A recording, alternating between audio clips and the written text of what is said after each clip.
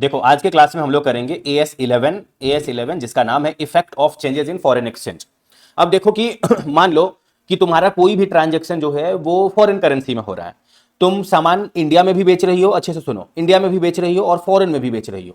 तो जो इंडिया में बेच रहे हो उसको तुम रुपीज में दिखा दे रहे हो, लेकिन फॉरेन में जो तुम बेच रहे हो वो अगर पैसा नहीं दिया है, अक्रूड है, या तुम्हारा ही पैसा उसको देना है, तो इस सब का हिसाब किताब अगर ईयर एंड आ गया है और तुमको हम पूछ रहे हैं कि तुमको इंडिया में सामान से कितना पैसा मिलने वाला है जिसको तुम उधारी में बेची हो, तो तुम कह रहे हो कि हम 56 लाख इंडिया में रुपीज मुझे मिलने वाला है। और वही जब हम तुमको पूछे कि फॉरेन में तुम्हारा कितना पैसा मिलने वाला है, तो तुम मुझे बोल रहे हो कि मुझे $5,000 मिलने वाला है।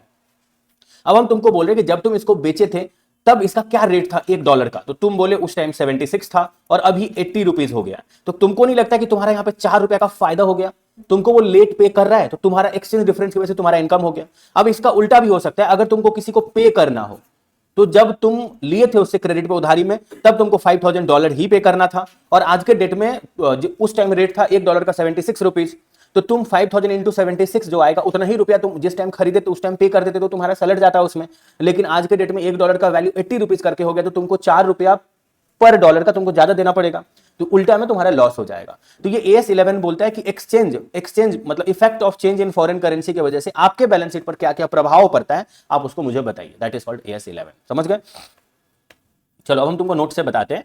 यहां पर बोल रहा है कि this accounting standard is mandatory for all entities except those on which Ind AS is applicable. बहुत सारा ऐसा कंपनी है जिसके ऊपर में इंड एएस अप्लीकेबल है, जो कि मैंडेटरी है। इंड एएस बहुत बड़ा है, मतलब ऐसे समझ लो ना कि इंड एएस प्राइम मिनिस्टर है और एएस जो है वो मुखिया जी है, गांव का मुखिया जी है। तो जो मैटर मुखिया जी के पास सेलेक्ट जा रहा है दैट इज कॉल्ड एएस, जिसके ऊपर एएस अप्लीकेबल है। उस जिस कंपनी के ऊपर में एएस अप्लीकेबल है उस सभी कंपनी को AS11 का पालन करना पड़ेगा। लेकिन जिस कंपनी के ऊपर में इंड एएस ही अप्लीकेबल है, इंड एएस में तो सब कुछ ही है, उसको AS11 पालन करने का जरूरत नहीं। उसके लिए एक्सचेंज डिफरेंस में अलग इंड एएस है, जो वो उसका पालन करेगा तो ऑटोमेटिकली AS11 का पालन हो ही जाएगा। समझ गए? आगे बढ़ते हैं। 2 नंबर बोल रहा है फॉरेन एक्सचेंज ट्रांजैक्शन। बोल रहा है whenever any transaction is recognised in foreign currency then such foreign exchange should be converted into the local currency using spot rate. If such rate is not available then approximate rate can be used. अब हम तुमको बोल रहे हैं कि तुम किसी से तुमको किसी को पे करना। मान लो कि तुम अपने यहां जो है वो स्मिथ को बुलाए, ऑस्ट्रेलिया का, मतलब मेरा फेवरेट प्लेयर है, बहुत अच्छा प्लेयर है, टेस्ट, वनडे, T20 सभी में अच्छा खेलता है, ठीक है। तो तुम उसको बुलाए और तुम उसको बोले भैया ये मेरा ऐड कर दीजिए ना आप इस बात के लिए, तुम्हारा काम है बैट बनाना और बेचना, तो तुम उसको बोले इस बैट का प्रचार कर दीजिए।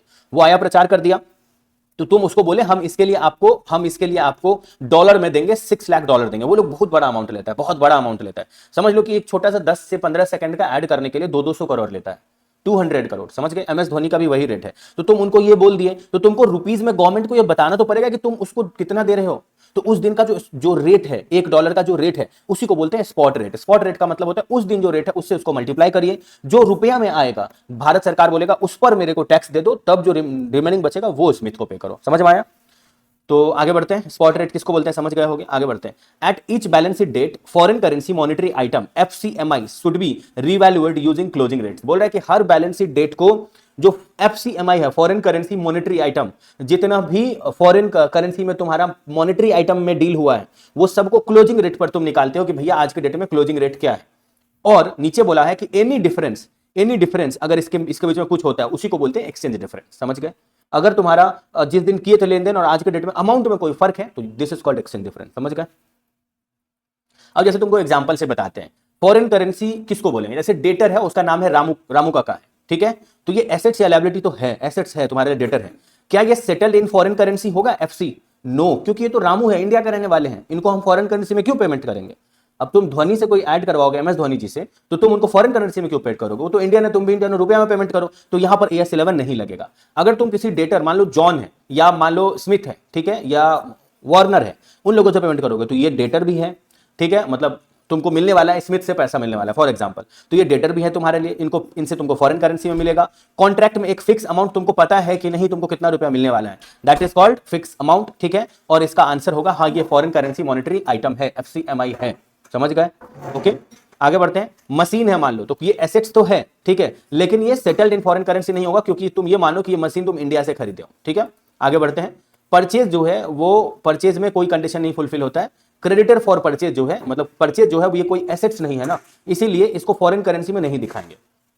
FCMI का मतलब होता है फॉरेन करेंसी मॉनेटरी आइटम। इसमें इसको ये अगर एसेट है तभी दिखाएंगे, परचेज तो हमारा एक टाइप का एक्सपेंस है, तो एक्सपेंस को किस रेट पर दिखाएंगे अभी बताएंगे। क्रेडिटर है, मान लो तुम किसी से सामान खरीदे, उसका नाम स्मिथ है, तो वो एक लायबिलिटी तो है, पहला कंडीशन सेटिस्फाई। दूसरा फॉरेन करेंसी में तुमको पे करना पड़ेगा। तीसरा करेंसी तुमको इसका अमाउंट भी पता है, तो ये फॉरेन करेंसी मॉनेटरी आइटम है। यस, ठीक है, समझ में आ रहा है? रोहित कुमार अच्छे से सुनो, AS11 करवा रहे हैं, फॉरेन करेंसी वाला एक्सचेंज डिफरेंस, ठीक है। तो इसी हिसाब से तुम्हारा आगे का भी हो गया। आगे बढ़ते हैं। अब 4 नंबर पॉइंट है ट्रांसफर ऑफ एक्सचेंज डिफरेंस। अब देखो तुम बोलोगे ना कि सर एक्सचेंज डिफरेंस का जो है ना, अगर एक्सचेंज डिफरेंस मेरा आ गया तो हम इसको कहां दिखाएंगे, अगर ये मेरा लॉस है हम इसको कहां दिखाएंगे, एक्सचेंज डिफरेंस आ गया तो बोल रहा है कि अगर कोई long term foreign currency monetary item है, long term foreign currency monetary item है, तब आप उसको कैपिटलाइज कर दीजिए, यानी आप उस वैल्यू ऑफ एसेट्स में जोड़ दीजिए। फॉर एग्जांपल तुम किसी से मशीन खरीदे और तुम उसको बोले हम 2 साल के बाद आपको पेमेंट करेंगे, बहुत बड़ा अमाउंट है, ठीक है, तो उसका जो एक्सचेंज डिफरेंस आया वो तुम मशीन के ही वैल्यू में जोड़ दो कि इतना से मशीन का वैल्यू बढ़ गया, बिकॉज तुम वो मशीन खरीदे जिस वजह से एक्सचेंज डिफरेंस अराइज कर रहा है। लेकिन कोई अगर शॉर्ट टर्म आइटम है तो उसको पीएल में भेजा जाता है, जो कि तुमको यहां पर लिखा हुआ है नीचे में, शॉर्ट टर्म को पीएल में भेजते हैं और लॉन्ग टर्म को हम लोग क्या कर लेते हैं, हम लोग मशीन में कैपिटलाइज कर देते हैं, ठीक है। यहां पर शॉर्ट टर्म के बारे में यही बोला है। अब तुम एक ही बार आ जाओ, एक पेज में हम लिखे ना क्लोजिंग रेट किस पर लेते हैं, तो क्लोजिंग रेट हम लोग लेते हैं, अच्छे से सुनो। देखो तुम्हारे सामने में जो इस एएस का सबसे पसंदीदा क्वेश्चन है इंस्टीट्यूट का, वो है कि तुमको एक बैलेंस शीट दे दिया रहेगा, तुमको बहुत सारा आइटम दे दिया रहेगा और बोलेगा ये आइटम है और ये रेट है, आप बताइए अमाउंट में कितना होगा। समझ गए? तुमको एक बैलेंस शीट दे दिया रहेगा, जिस बैलेंस शीट में एक्सपेंस भी मतलब ट्रेडिंग पीएल बैलेंस शीट दिया रहेगा एक साथ मिक्स करके। तो जिस बैलेंस शीट में बैलेंस शीट नहीं देगा, ट्रायल बैलेंस देगा, जिसमें assets, liability, income, expense, loss वॉस सब रहेगा, ठीक है। ट्रायल बैलेंस तुम बनाते हो ना, जर्नल लेजर फिर ट्रायल बैलेंस, तो डेबिट और क्रेडिट में बहुत सारा अमाउंट दिया रहेगा, पर्टिकुलर में बहुत सारा आइटम दिया रहेगा। तो जितना एक्सपेंस है उसको हम लोग डेट ऑफ ट्रांजैक्शन या एवरेज रेट पर वैल्यू करते हैं। जनरली जो हमारा इनकम है, मान लो हम कहीं काम करते हैं, ठीक है, तो वो जो मेरे को सैलरी देंगे वो तो पूरा साल देंगे ना, तो पूरा साल का तो हम रेट नहीं ले सकते, इसीलिए क्वेश्चन में 3 ठो रेट दिया रहेगा, opening rate, closing rate, average rate.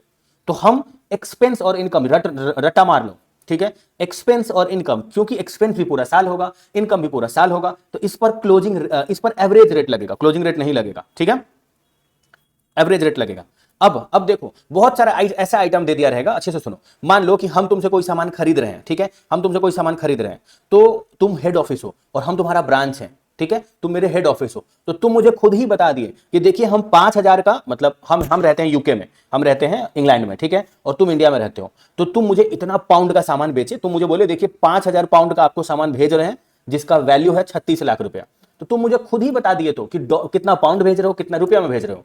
तो इस केस में क्या होगा, आइटम ऑफ एचओ में यानी हेड ऑफिस से रिलेटेड आइटम में तुमको उसका डॉलर या पाउंड और उसका रुपीज में वैल्यू दोनों क्वेश्चन में खुद ही दे दिया रहेगा, तो वहां तुम कोई ओपनिंग, क्लोजिंग या एवरेज रेट से मल्टीप्लाई मत करना समझ गए? तो वहां पर तुमको खुद ही दे दिया रहेगा। आगे बढ़ते हैं। अब यहां पर जो है वो हम एक बार और लिख देते हैं, तुम लोग भी लिख लेना, एसेट्स हो या लायबिलिटी हो, इस पर क्लोजिंग रेट लेते हैं, ठीक है, क्लोजिंग रेट लेते हैं एसेट्स या लायबिलिटी पर, क्योंकि एसेट्स जो है वो क्लोजिंग फिगर में, मान लो कि कोई ओपनिंग में बैलेंस है एसेट्स का, उसमें से तुम उसका डेप्रिसिएशन वगैरह से माइनस कर दिए, तो क्लोजिंग में ही तो बचा हुआ वो एसेट्स तुम बता रहे हो, समझ गए? तो डेटर है, डेटर, तो डेटर जो क्लोजिंग में बचा हुआ वही तो तुम वहां पे लिखे हो, पूरा साल जो पे कर दिया, जो बैड डेट्स हुआ सब एडजस्ट कर रहे हो, क्लोजिंग का बता रहे हो। तो एसेट्स हो या लायबिलिटी हो, उसको क्लोजिंग रेट पर वैल्यू करते हैं। एक और चीज, अगर किसी फिक्स एसेट्स का डेट ऑफ परचेज का रेट दे दिया है, ठीक है, तो उसको डेट ऑफ परचेज के रेट पर दिखाते हैं, ठीक है, बस लास्ट में अगर कोई एक्सचेंज डिफरेंस आता है तो भैया उसको पीएल में ट्रांसफर कर देते हैं। डेट ऑफ परचेज, जिस दिन उसको खरीदे ना उस दिन क्या रेट था उसी रेट पर उसको वैल्यू करते हैं, ठीक है। आगे बढ़ते हैं।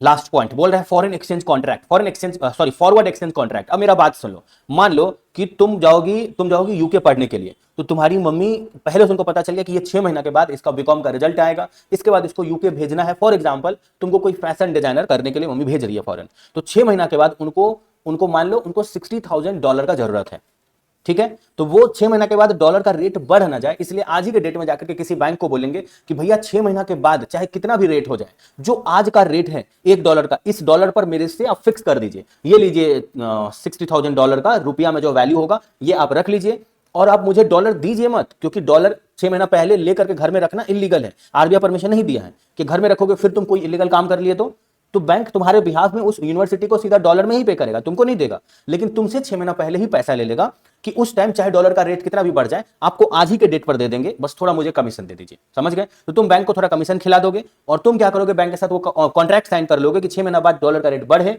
या घटे। घटेगा तो तुम्हारा ही फायदा है, तो वो तुमको नहीं मिलेगा फायदा, वो बैंक को मिलेगा। और बढ़ भी जाएगा तो बैंक समझेगा, बैंक आज ही के डेट में उसको हेज कर देगा। इसी को इंग्लिश में बोलते हैं फॉरवर्ड एक्सचेंज कॉन्ट्रैक्ट, कि तुम फ्यूचर में एक्सचेंज करोगे उसका कॉन्ट्रैक्ट आज ही करो, that is called forward exchange contract.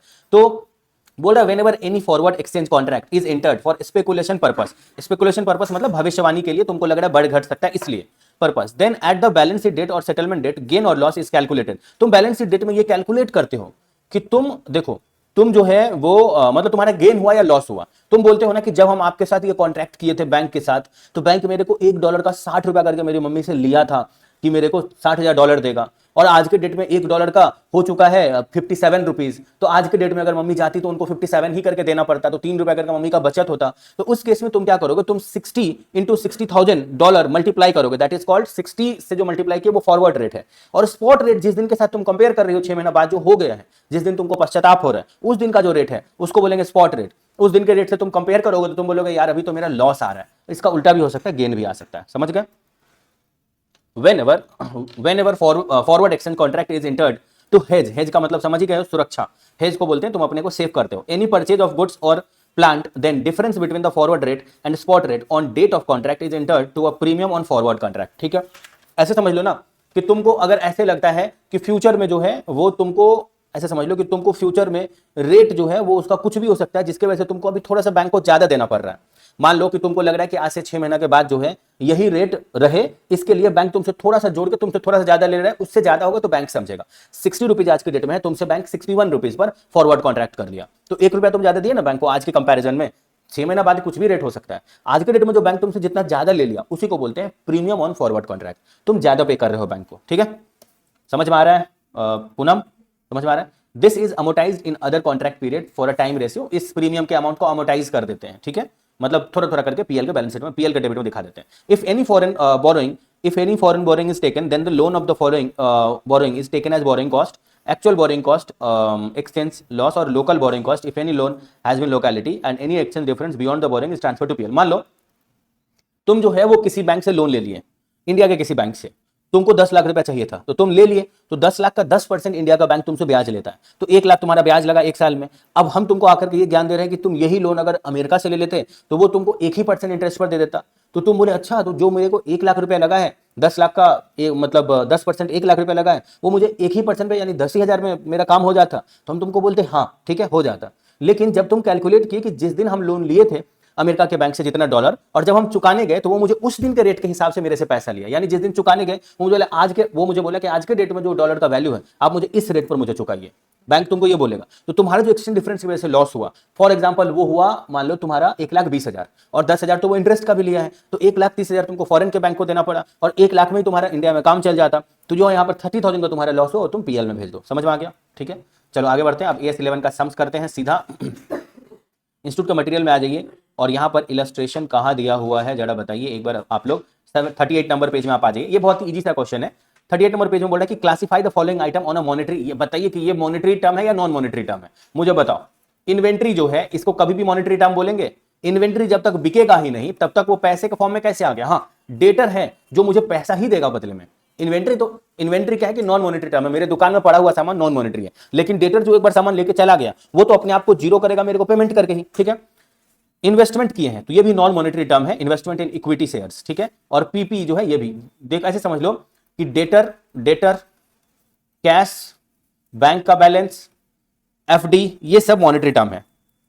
ठीक है, मॉनेटरी आइटम है। आगे बढ़ते हैं। इलूटो, अच्छे से सुनो। हाँ, इलूटो में तुम लोग से ही पूछेंगे। ये जो है ना क्या नाम है, पूनम है। पूनम $15,000 का सामान खरीद ली स्मिथ नाम का एक आदमी जो ऑस्ट्रेलिया में रहता है उससे। तो जिस दिन खरीदी उस दिन रेट 75 करके चल रहा था। एक्सचेंज रेट जो है अब इसका 31 मार्च को एक्सचेंज रेट इसका आ चुका है 74 रुपीज। मतलब तुम जब खरीदे बाबू, तुम 1 जनवरी 2001 को खरीदे, तो जब ईयर एंड आया 31 मार्च उसके 3 महीने के बाद 2001, तो उसका रेट गिर करके इतना हो गया 74 हो गया। तुमको नहीं लगता कि तुम्हारा $1 करके बेनिफिट हो गया? जिस दिन तुम खरीदे तब 15,000 इंटू 75 पे करना पड़ता, क्योंकि तुम परचेज किए हो ना गुड्स उससे। ठीक है, आज के डेट में 31 मार्च का तुमको नीचे में पूछा है, पहले 31 मार्च 2001 का बताइए। तो तुम्हारे 1 रुपया करके बेनिफिट हुआ कि नहीं मुझे बताओ। 15,000 इंटू 1, 15,000 रुपए का सेविंग हो गया। अब तुम एक्चुअली में उसको पेमेंट 31 मार्च को नहीं कर रहे हो, ये तो बीच में 31 मार्च आ गया, उस दिन बैलेंस शीट एंड हो रहा है, तो उस दिन तुमको दिखाना पड़ेगा कि आज के डेट तक तुम्हारा फायदा है या लॉस है। पेमेंट नहीं किया, पेमेंट तुम किए 7 जुलाई 2001 को, तो इसके लिए 2002 के 31 मार्च 2002 के बैलेंस शीट में तुमको दिखाना पड़ेगा। तो मुझे बताओ अब 73 हो गया उसका वैल्यू, तो तुम्हारा और 1 रुपया से गेन हो गया, हुआ ना पहले वाले के कंपैरिजन में। तो आंसर में यहां पे बोला है कि भैया देखिए 15,000 इंटू 75 से सबसे पहले आप परचेज रिकॉर्ड करिए, purchase account debit to creditor account, सबसे पहला जर्नल एंट्री आप ये पास करिए 15,000 इंटू 75। अब आपका जो बेनिफिट है 15,000 इंटू 4 करके, जो यहां पर 15,000 रुपया का बेनिफिट है ना, आपका 15,000 रुपया का ही बेनिफिट है ना, 75 और 74 का जो डिफरेंस है, ठीक है, इसका जो बेनिफिट है, एक सेकंड रुक जाओ, हाँ एक, तो देखो यहाँ पर 15,000 का हम लोग का प्रॉफिट हो गया। 15,000 का प्रॉफिट को हम लोग क्या करेंगे, रिकॉर्ड कर देंगे, एक्सचेंज प्रॉफिट है, वहां पे लिखा है एक्सचेंज प्रॉफिट। और फिर से जब हम अगला साल का बनाएंगे तो फिर से मेरा कितने का नेट में गेन हुआ, फिर से मेरा 15,000 का गेन हुआ, क्योंकि 73 हो गया, 74 से 73 हो गया, तो फिर से 15,000 का प्रॉफिट हो गया। बस ये एकदम ईजी सा क्वेश्चन था, गलती से भी ये नहीं पूछेगा एग्जाम में, ठीक है। आगे बढ़ो, ठीक है। आगे बोल रहा है कि कलीम लिमिटेड जो है वो बोरो किया। देखो मान लो कि तुम्हारा एक कंपनी है जिसका नाम है कलीम लिमिटेड, तुम $4.5 लाख में तुम डोनाल्ड ट्रंप जो है उससे तुम लोन ले लिए, ठीक है, ट्रंप से। तो जिस दिन तुम लोन लिए उस दिन वो बोला कि आज ही दे दो मुझे पैसा, तुम बोले आज ही कैसे देंगे, लोन लिए हैं तो। आज उस दिन का रेट था 48 रुपीज करके, ठीक है।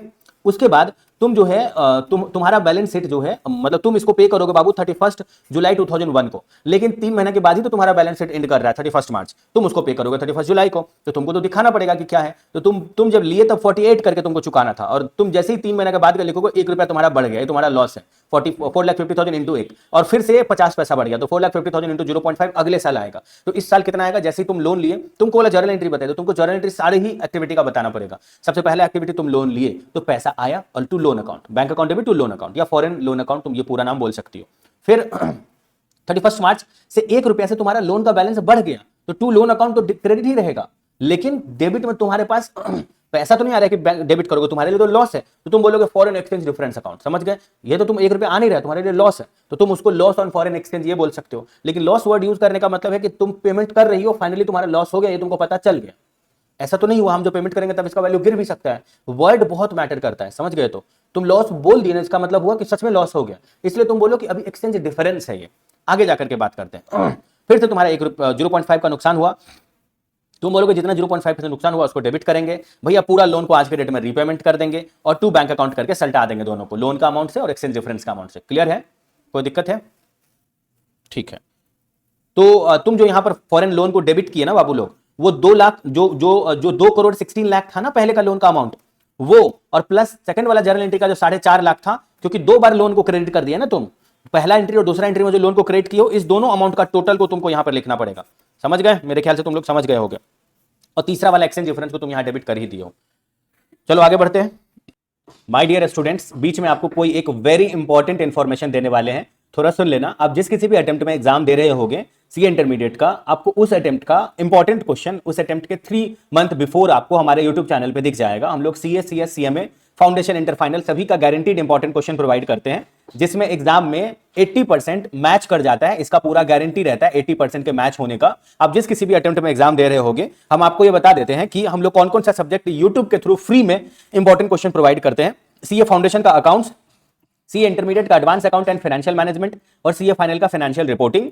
ये ऐसा सब्जेक्ट है जिसको हम लोग YouTube पे फ्री में प्रोवाइड करते हैं, और रिमेनिंग जो इंपॉर्टेंट क्वेश्चन है उसको हम लोग अपने वेबसाइट के थ्रू प्रोवाइड करते हैं। हम लोग का वेबसाइट का नाम है एलिट CA, जो कि आपको ऐसे गूगल पर भी मिल जाएगा, और या नहीं तो आप जिस किसी भी अटेम्प्ट में एग्जाम दे रहे हो उस अटेम्प्ट के 3 मंथ बिफोर आप YouTube पे सर्च कर लेना एलिट CA का यूट्यूब चैनल पे, आपको ये दिखेगा कि वहां पर एडवांस अकाउंट्स का इंपॉर्टेंट क्वेश्चन वीडियो या FM का इंपॉर्टेंट क्वेश्चन वीडियो दोनों दिखेगा, और उसी वीडियो के डिस्क्रिप्शन में हम लोग के वेबसाइट का लिंक दिखेगा, जिस पर रिमेनिंग जो सब्जेक्ट है, अगर आप CA इंटरमीडिएट दे रहे हो तो जो CA इंटरमीडिएट का advance account and financial management के अलावा रिमेनिंग सब्जेक्ट है उसका इंपॉर्टेंट आपको हमारे वेबसाइट पर दिखेगा, जो कि थोड़ा बहुत चार्जेबल रहेगा, और वो भी गारंटीड है, और उसमें भी आपको 80% तक एग्जाम में मैच होता हुआ दिखेगा सभी सब्जेक्ट में। लॉ में थोड़ा ज्यादा मैच करता है। अगर CA फाइनल में आपके फैमिली में कोई है जान पहचान में, तो उनको FR का इंपॉर्टेंट क्वेश्चन वीडियो यूट्यूब पर दिखेगा, और रिमेनिंग जो सब्जेक्ट है वो हमारे वेबसाइट पर दिखेगा। गारंटीड है, highly analysed and guaranteed important question है, और CA फाउंडेशन का अकाउंट्स फ्री में है, रिमेनिंग सब्जेक्ट चार्जेबल है, जो कि हमारे यूट्यूब चैनल हमारे वेबसाइट पर आपको दिखेगा।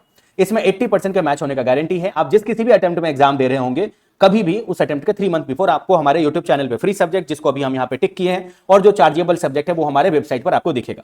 अब आगे हम आपको बताते हैं कि अगर आपके फैमिली में कोई सीएमए कर रहे होंगे तो सीएमए का फाउंडेशन जो है उसका इंपॉर्टेंट क्वेश्चन वीडियो में अकाउंट्स यूट्यूब पर फ्री में जाता है, रिमेनिंग सब्जेक्ट चार्जेबल है, जिसका लिंक आपको उसी वीडियो के डिस्क्रिप्शन में दिखेगा। जो यूट्यूब पर है वीडियो उसी के डिस्क्रिप्शन में दिखेगा, इंपॉर्टेंट क्वेश्चन वीडियो। आप बोलोगे कि यूट्यूब पर अगर चैनल नहीं ठीक से ढूंढ पाए हम, या इंपॉर्टेंट क्वेश्चन वीडियो एग्जैक्टली नहीं ढूंढ पाए, तो आपको इस नंबर पर 9007746507 पर मेरे को व्हाट्सएप या कॉल कर लेना, कोई भी जो आपका मन करे। आप अपना भाई समझ करके कि हम ये भैया से बात करते हैं, जो आपको जब तक आप वो डिग्री अचीव नहीं कर लेते हो तब तक आपके लाइफ में एक मेंटर का मतलब जो होता है रोल, वो हम लोग प्ले करेंगे, और हम लोग आपको तब तक साथ देंगे जब तक आप वो डिग्री अचीव नहीं कर लेते हो। अगर आप सीए कर रहे हो तो सीए अचीव नहीं कर लेते हो, या सीएमए या सीएस कर रहे हो तो जब तक वो अचीव नहीं कर लेते हो। हम लोग का गाइडेंस और डाउट सॉल्विंग, मेंटरशिप, ये सब पूरा फ्री है।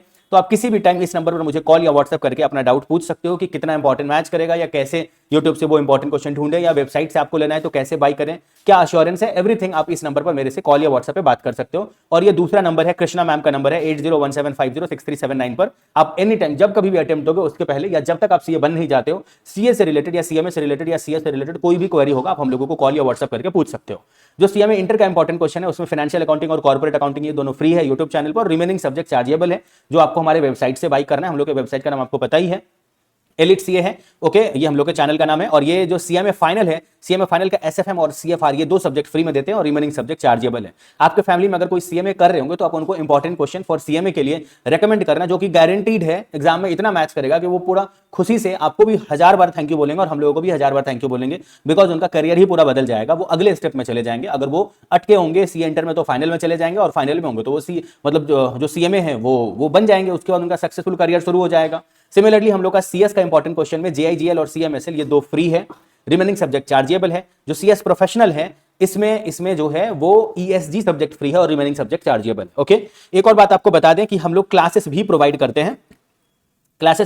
हैं, सीएस एग्जीक्यूटिव और प्रोफेशनल का तो हम आपको बता दिए। जो रिमेनिंग सब्जेक्ट है वो भी आपको वेबसाइट पर मिलेगा, वो भी गारंटीड है एग्जाम के एंगल से। ओके, कोई डाउट होगा तो इस नंबर पर कॉल या व्हाट्सएप करके आप पूछ सकते हो।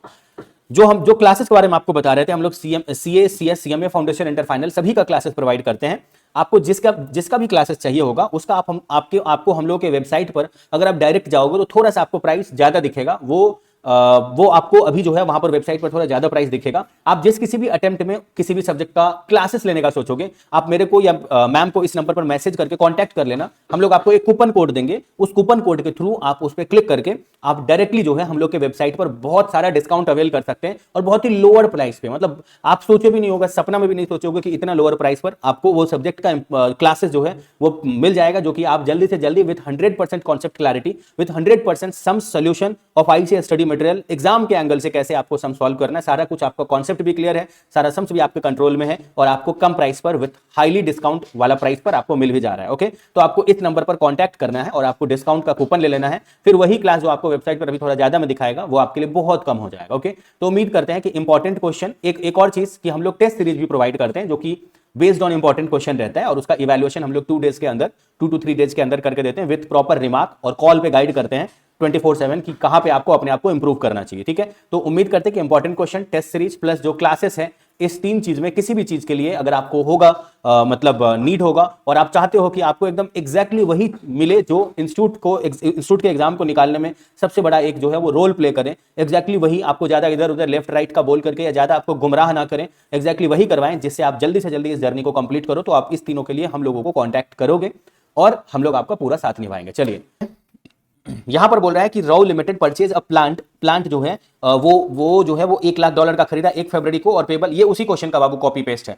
तुम लोग को एक बार बता देते हैं, चलो फिर से बता देते हैं। मान लो जो तुमको एग्जांपल दिए थे ना कि तुम फॉरेन जा रहे हो पढ़ने के लिए, उसके लिए बता रहे हैं। ठीक है, राउ limited purchase a plant for $1 lakh on 1 February 2001, payable after 3 month. तो तुम आज के डेट में उसके खरीदे और तुम बोले ना कि भैया हम देखो, तुम जो है वो एक आदमी रहता है अमेरिका में रहता है, ठीक है, मान लो उसका नाम जॉन है, तो तुम उससे $1 लाख का एक प्लांट खरीदे, तुम उसको बोले ना भैया तुमको 3 महीने के बाद देंगे, तो वो बोला ठीक है हम मान लेते हैं। तो तुम इस रेट से तुम डर गए, तुम बोले अभी तो ऐसे ही मोदी जी का और ट्रंप जी का झगड़ा चल रहा है, तो डॉलर का रेट कहीं बढ़ जाए तो तुम बैंक के पास गए और बोले कि प्लीज मेरा फॉरवर्ड कॉन्ट्रैक्ट कर दीजिए ना 3 महीने का। फॉरवर्ड कॉन्ट्रैक्ट का मतलब है कि 3 महीने के बाद एक आज ही रेट बता दीजिए, जो रेट के हिसाब से आज मुझे पैसा ले लीजिए, उससे ज्यादा रेट हुआ तो आप समझिएगा। ठीक है, तो डॉलर, वो जो बैंक है इंडियन बैंक, तुमको 49.15 पर डॉलर का तुमको बोल दिया आज ही के डेट में। ठीक है, लेकिन लेकिन लेकिन आज के डेट में रेट 48.85 ही है। बैंक तुमको थोड़ा ज्यादा बोला, अपना तो फायदा रखेगा ही, ठीक है। तो तुमको बोल रहा है कि आप मुझे बताइए आपका कोई प्रॉफिट या लॉस है क्या, तुम बोलोगे एकदम है, 49.15 ले रहा है बैंक और आज के डेट में 48.85 ही रेट है। तो जो डिफरेंस है 0.30, ये तो हम प्रीमियम का पे कर रहे हैं बैंक को। तो $1,00,000 के लिए अगर 0.30 पर डॉलर पे किए तो 30,000 रुपया पे किए। बस इस 30,000 रुपया को 30,000 रुपया जो तुम पे किए हो बाबू लोग, ये है तुम्हारा 3 महीना के बाद पेमेंट करोगे तब। लेकिन तुमको 31 मार्च को ही दिखाना है, 31 मार्च को ही दिखाना है। तो अभी तक तो 2 ही महीना हुआ है, दिमाग लगाओ, अभी तक तो 3 महीना नहीं हुआ। तो ठीक है, तुम फरवरी में लिए ना, फरवरी मार्च 2 ही महीना हुआ, 3 महीना तो नहीं हुआ। तो 30,000 अगर 3 महीना का लॉस है तो 2 महीना का 20,000 रुपया जो लॉस है ये तुमको 31 मार्च 2001 को दिखाना है। रेस्ट 10,000 तुमको अगले साल दिखाना है। यही है एंट्री और कुछ नहीं है। अगला वाला क्वेश्चन इसी क्वेश्चन का कॉपी पेस्ट है, आप लोग का होमवर्क है। इलू number 5 is copy paste of इलू नंबर 4। इलू नंबर 6 करते हैं। ये बस ज्ञानबाजी और कुछ नहीं है, थ्योरेटिकल क्वेश्चन है। बोला एसेट्स या liability and income expenditure item in respect of foreign branch integral foreign operation are translated into the Indian rupees at the prevailing rate of exchange rate at the date of year end. Resultant exchange difference in the case of profit is carried to other liability account and loss account if any is charged to statement of PL account। बोल रहे हम सही बोल रहे हैं कि गलत बोल रहे हैं, तो मुझे बताओ। तुम पहले बोलोगे कि फाइनेंशियल स्टेटमेंट में जो इंटीग्रल फाइनेंशियल स्टेटमेंट होता है, इंटीग्रल फॉरेन ऑपरेशन होता है, should be translated using principle and procedures. इसके हिसाब से individual item in the financial statement of foreign operation are translated if all transactions has been entered into by the reporting entities itself. देखो हम तुमको एक बार ये बता देते कि तुम लोग को हम रेट बताए थे ना एक, तो इन लोग का सेकंड पैरा में देखो 2 2 4 5वें लाइन से ये लोग रेट बताना शुरू कर दिया। बोल रहा है जितना भी हमारा कैश है, रिसीवेबल है, पेबल है, ये सब क्लोजिंग रेट पर जाएगा, ठीक है। उसके बाद तुमको बोल रहा है जितना भी हमारा एक्सपेंडिचर है उसके बारे में भी बोलना चाहिए इन लोगों को। जो हमारा फिक्स एसेट्स है वो हमारा rate existing on the date of valuation. तुम देखो उसी पैरा में नीचे से जाना, उसी पैरा में नीचे से 5th लाइन में जाना, तुमको दिखेगा if the fix asset is carried at fair value और ट्रांजैक्शन ट्रांसलेशन, यानी फिक्स एसेट्स को डेट ऑफ वैल्यूएशन यानी डेट ऑफ परचेज के दिन के हिसाब से हम लोग वैल्यू करते हैं। जिस दिन अगर उसको एक्सचेंज करके लाए हैं तो एक्सचेंज के रेट से हिसाब से करते हैं।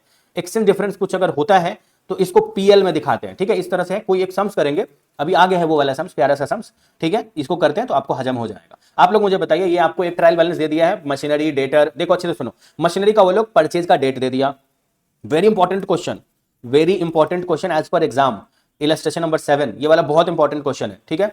आपको डेबिट का सारा फिगर दे दिया, क्रेडिट का दे दिया, बस आपको उसके अप्लीकेबल रेट के साथ मल्टीप्लाई करके आंसर निकाल देना। बहुत ही इजी और very important, very easy and very important, okay.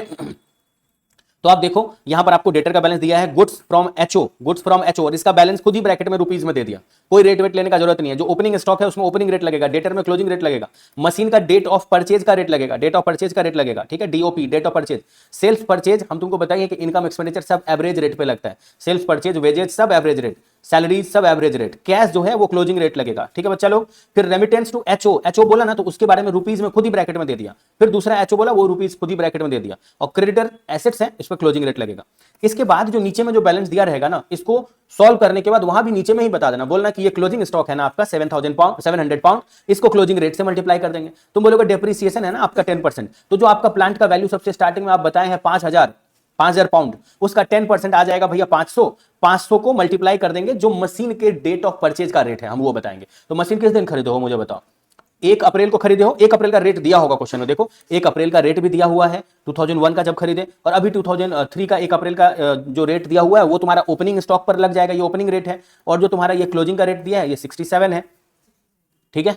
अब तुमको बोल रहा है कि आपको ये ट्रायल बैलेंस आप प्लीज इंडियन रुपीज में मुझे बना करके दिखाइए, और हम कुछ नहीं जानते हैं। तो अगर तुम लोग निकालोगे इसका एवरेज रेट निकाल लो ना, ओपनिंग और क्लोजिंग अगर 63 और 67 है तो एवरेज रेट क्या होगा मुझे बताओ तो। ओपनिंग 63, क्लोजिंग 67 डिवाइड बाय 2, हाँ 64, मतलब 63 और 67 के बीच का डिफरेंस है 4 का, तो 4 65 होगा ना, 4 होगा ना, 2 करके दोनों में बांट दो, उसमें से 2 घटा दो, इसमें 2 जोड़ दो, तो 65 पे पहुंच जाएगा। तो वही है, देखो मशीन का सबसे पहले सॉल्यूशन देखना, सबसे पहले उसका पाउंड लिख दिया, क्योंकि ये डेबिट नेचर का होता है, मशीन एसेट है ना, इसलिए डेबिट में लिखा। जो क्वेश्चन में डेबिट में दिया रहेगा उसको यहाँ डेबिट में लिखना, जो क्वेश्चन में क्रेडिट में दिया रहेगा क्वेश्चन में लिखना। स्टार्टिंग का 3 जो कॉलम है वो क्वेश्चन का कॉपी पेस्ट है। उसके बाद तुमको बोलना है कि मशीन डेट ऑफ ट्रांजैक्शन के रेट पर जाएगा, यानी ओपनिंग में जो उस 2001 का रेट दिया हुआ है ना 61, उस 61 के रेट पर ये मल्टीप्लाई हो जाएगा। क्लोजिंग तुमको पता ही है 67 है, ओपनिंग तुमको पता ही है 63 है, और इसका एचओ वाला का खुद ही अमाउंट क्वेश्चन में खुद ही दे दिया है, और एवरेज तुम अभी निकाले हो ना 65 इंटू 20,000 करोगे ना, आ जाएगा तुम्हारा 13 लाख रुपया। तो ऐसे ही करके सबको मल्टीप्लाई कर देना है। तो लास्ट में तुम देखोगे ना कि राइट साइड में जो 2 कॉलम है अमाउंट वाला, ये रुपीज में तुमको लिखना है, बिकॉज तुम जब डॉलर से किसी को रेट से अप्लीकेबल डॉलर को मल्टीप्लाई कर देते हो तो फाइनली वो अमाउंट में वो रुपीज में आता है। जैसे देखो ये क्या है, सबसे पहला वाला लिखते हैं, सबसे पहला वाला है 5000 पाउंड, है ना, तो उसको तुम मल्टीप्लाई किए हो, उसको तुम मल्टीप्लाई किए हो ₹61 पर पाउंड, ठीक है। तो पाउंड एक बार 5000 में ऊपर में था और यहां पर पाउंड में पाउंड नीचे में है, पाउंड पाउंड कट गया, तो आंसर सिर्फ रुपीज में बचा 5000 इंटू 61 करोगे तो जो आएगा वो रुपीज में आएगा। तो लास्ट वाला 2 कॉलम तुम्हारा रुपीज में है, फिर सबसे लास्ट का 2 कॉलम का डेबिट का जोड़ोगे, क्रेडिट का जोड़ोगे, तो डेबिट साइड में तुम्हारा 20,200 कम आ रहा है, जिसको तुम बोलोगे ये एक्सचेंज डिफरेंस की वजह से आ रहा है। समझ गए। और क्वेश्चन के नीचे में जो 3-4 आइटम दिया था उसको तुम, जैसे स्टॉक दिया था क्लोजिंग स्टॉक, तो उसको तुम क्लोजिंग रेट से मल्टीप्लाई कर दो, 67 से मल्टीप्लाई करके लिख दो, आ जाएगा 46,900। और जो डिप्रिसिएशन दिया था तुम्हारा, कितना था डिप्रिसिएशन वो मुझे बताओ। डिप्रिसिएशन तुम्हारा 5000 का 10% करोगे तो आ जाएगा 500, उसको तुम फिक्स एसेट्स का रेट 61 के हिसाब से मल्टीप्लाई कर दो। बिकॉज डिप्रिसिएशन, अच्छे से सुनो, वेरी इंपॉर्टेंट बात बता रहे हैं, डिप्रिसिएशन तुम्हारा क्लोजिंग में है बैलेंस, ये तुम नहीं देखोगे, तुम बोलोगे फिक्स एसेट्स को भी हम लेंगे उसके डेट ऑफ परचेज के रेट पर, और फिक्स एसेट्स से रिलेटेड जो अमाउंट है उसको बोलते हैं डिप्रिसिएशन। तो ये दोनों ही, फिक्स एसेट्स और डिप्रिसिएशन, ये दोनों ही हो जाएगा फिक्स एसेट्स के डेट ऑफ परचेज के रेट पर, डेट ऑफ परचेज। समझ गए। तो बस हो गया, और कुछ है नहीं। इलू नंबर 8 जो है, इलू नंबर 8 एक बार देख लेते हैं। इलू नंबर 8 में क्या बोल रहा है भाई, बोल रहा है रेट घट गया, अगला पेज में जाते हैं, foreign currency loan, exchange difference normally निकालना है, ये तुम लोग का होमवर्क है, जितना क्वेश्चन अभी करवाए हैं उस बेसिस पर हो जाएगा। एक्सचेंज डिफरेंस नॉर्मली निकालना है। जो इसके बाद तुम्हारा 9 नंबर क्वेश्चन है वो बता देते हैं।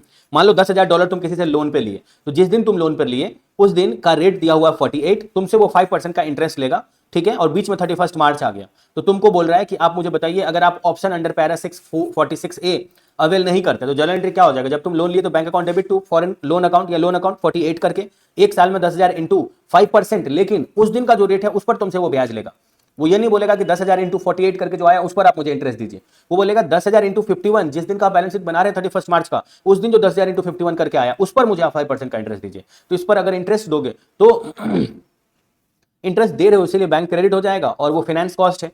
और लास्ट में तुम 31 मार्च को तुम दिखाओगे भी कि 51 से 48 हो गया है, तो यहां पर हमारा जो लोन का अमाउंट है फॉरेन एक्सचेंज डिफरेंस, ठीक है, मतलब पहले क्या रेट था 48 था, अभी 51 हो गया, मेरा 3 रुपये से नुकसान हो गया, ठीक है। 10,000 इंटू 3 करोगे तो जो तुम्हारा ये है क्या बोलते हैं लोन का अमाउंट है वो उतना से बढ़ जाएगा 3 रुपये से, ठीक है, क्योंकि तुम्हारा जब तुम लोन लिए थे तब 48 करके तुम क्रेडिट किए थे, अभी तो उसका 51 करके रेट हो गया, तो लोन 3 रुपये से क्रेडिट हो जाएगा, और ये हुआ है फॉरेन एक्सचेंज डिफरेंस अकाउंट की वजह से।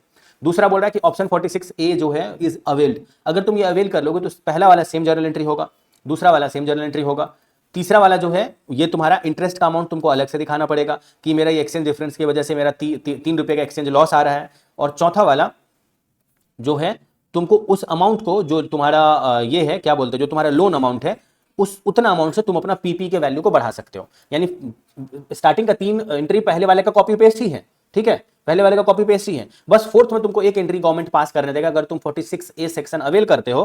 तो इसमें यह मतलब है कि तुम आपका जो एक्सचेंज डिफरेंस की वजह से 30,000 का लॉस हो रहा है उतना से आप अपना एसेट्स को कैपिटलाइज कर लीजिए, यानी एसेट्स को डेबिट कर लीजिए, यानी एसेट्स का वैल्यू को बढ़ा लीजिए। तुम अगर पीपी को डेबिट कर दियो 30,000 से प्रॉपर्टी प्लांट एंड इक्विपमेंट को, इसका मतलब तुम्हारे लिए गोल्डन चांस दे दिया गवर्नमेंट को, आप एसेट्स के वैल्यू को बढ़ा दीजिए। समझ गए। चलो आगे बढ़ते हैं। फिर बोल रहा है कि ऑप्शन 40, रुको, ये पहला वाला क्या बोला था, ऑप्शन 46A नॉट अवेल्ड, दूसरा वाला बोला कि option under para 46A is availed, और ये क्या बोला option under para 46A is availed, फिर से वही बोल दिया इज अवेल्ड, मतलब ये एंट्री सेम है, ये भी एंट्री सेम है, ये क्या बोल दिया इज अवेल्ड, ये भी एंट्री सेम है। लास्ट एंट्री में क्या किया है ये लोग, मतलब FCMI foreign currency monetary item difference में ट्रांसफर कर दिया फॉरेन एक्सचेंज को, इसमें फर्क क्या है, रुको तो क्वेश्चन देखने दो। तो बोल रहा है अंडर 46A इज अवेल्ड, दूसरा बोल रहा है पहला नॉट अवेल्ड, दूसरा अवेल्ड, तीसरा बोल रहा है loan was taken to finance the operation of entity and not to the purpose of depreciable assets. ओ यानी जब तुम फाइनेंस द ऑपरेशन के लिए लोन लोगे तो उस केस में क्या है कि तुम PPE को कैपिटलाइज नहीं कर सकते, तुमको उतना अमाउंट से FCMI TDA यानी foreign currency monetary item translation difference को ही डेबिट करना पड़ेगा। सबसे लास्ट वाला एंट्री बस बदल जाएगा, इसको एक तरह से तुम लॉजिकली सोच करके रट्टा मार लेना, ठीक है। सबसे लास्ट वाला एंट्री सबका अलग अलग होगा, ठीक है। चलिए अब आप लोग आ जाइए, मेरे ख्याल से ये वाला तो ये सब खत्म ही होने वाला है। यहां पर तो कुछ नहीं है, ये एक्सप्लेन करने के लिए बोल रहा है ट्रेड रिसीवेबल जो है हमारा मिलने वाला था, मेरे को 5 लाख रुपया मिलने वाला था, ठीक है। ट्रेड रिसीवेबल में हम 5 लाख रुपया अमाउंट में लिख के रखे हैं, ठीक है, at the prevailing exchange rate, date of sales transaction, ठीक है, ये मेरा 58 करके है। ओके, और आगे बोल रहा है कि loan, long term loan taken, हम लोन लिए हुए 60 लाख का, और इसको हम रिकॉर्ड किए थे 55.60 पर, लेकिन अभी उसका एक्सचेंज डिफरेंस 61.20 आ गया है भाई, क्या करें वो मुझे आप बताइए, ये तुमको बोल रहा है। ठीक है, तो एक बार के लिए नीचे में इसका सोल्यूशन आओ, इसका जस्ट तुमको एंट्री दिखाना है कि जब मुझे 5 लाख रुपीज मिलने वाला है, इसका वैल्यू कितना है, 58.50 करके है, बोल रहा है trade receivable includes amount receivable from Umesh 5 lakh recorded at the prevailing exchange rate on the date of sales, translation recorded at US dollar. अच्छा देखो, तुम किसी को सामान बेचे तो तुम उसको जितने रुपया पर बेचे, मतलब जितना डॉलर में बेचे, उसको 58.50 से मल्टीप्लाई करके 5 लाख रुपए आया, और तुम उसको लिख लिए, तुम उसको एज अ ट्रेड रिसीवेबल में डेटर में ऐड कर लिए, लेकिन ईयर एंड का जो रेट है वो 61.20 हो चुका है। ठीक है, तो तुम मुझे बताओ कि तुम्हारा फायदा हो गया या नुकसान हो गया? तुम्हारा तो फायदा ही हो गया, रेट बढ़ गया, तो तुम उसको बोलेगा अब तुम मुझे ज्यादा दो, लेकिन लोन के केस में तुमको ज्यादा पे करना पड़ेगा, तो उस केस में तुम्हारा लॉस है। बस यही एक्सप्लेन किया। बोल रहा है कि देखिए जब आप लिए थे तो डिवाइडेड बाय 58.50 करके 8547 इतना डॉलर ही बनता था, लेकिन अभी आपको थोड़ा सा ज्यादा मिलेगा, उससे 23,070 रुपए ज्यादा मिलेगा, क्योंकि जो एक्सचेंज डिफरेंस 61.20 और 58.50 के बीच का डिफरेंस है, ये 8.47 जो अभी आप डॉलर निकाले हैं 8547 कि इतना डॉलर आप उसको उधारी में दिए थे ट्रेड रिसीवेबल को, ठीक है, इससे मल्टीप्लाई करके जो आया ये आपका क्रेडिट हो जाएगा प्रॉफिट एंड लॉस अकाउंट में। क्रेडिट का मतलब होता है प्रॉफिट हो गया हमारा, यहां पे मेरा प्रॉफिट हो रहा है। लेकिन लोन के केस में देखो सेम लिखा है डेबिट हो गया आपका। डेबिट का मतलब है कि ये हमारा लॉस हो गया, बिकॉज पहले 55.60 था, उससे डिवाइड करके हम डॉलर पता किए, और जब चुकाने के लिए गए तो ये मुझे इसका डिफरेंस से मुझे ज्यादा पैसा देना पड़ा, तो हम बोलेंगे इतना रुपया जो मुझे ज्यादा देना पड़ा 6,04,317 ये मेरा लॉस है। तो इसी बात के साथ भैया ये वाला तो कंप्लीट हो चुका है, आगे बढ़ते हैं।